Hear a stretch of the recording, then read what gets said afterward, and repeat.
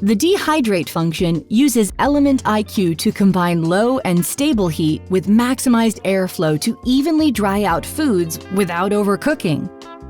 For the best results, set your rack up to position 3 and insert the mesh basket. First, slice the pineapple to your desired shape.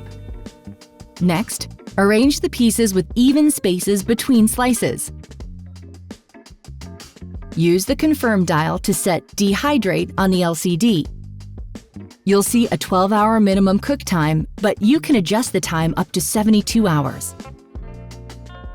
To activate, hit the Start/Stop button and you'll hear the Oh, be sure to insert baking paper inside the mesh basket when working with foods of strong color to avoid staining. For marinated jerky, catch any dropping liquid by inserting the roasting tray on the wire rack on position 8.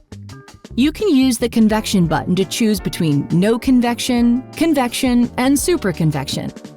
As you switch between the options, the set cooking temperature will recalibrate to compensate for the convection fan increasing cooking rates.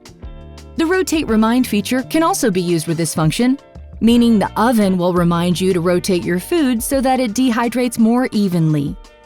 Once your dehydrate cycle is complete, the Smart Oven Air Fryer XL will alert you.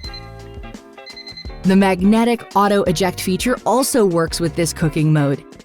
Basically, when the wire rack is inserted into rack position 3 or 4, it will automatically eject halfway out of the oven when opening the door, so you can easily remove your food.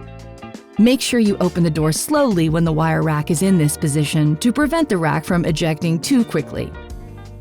You may want to consider buying some extra baskets, which means you can make more food in one go.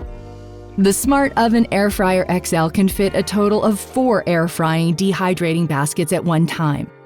You can purchase these at Breville.com.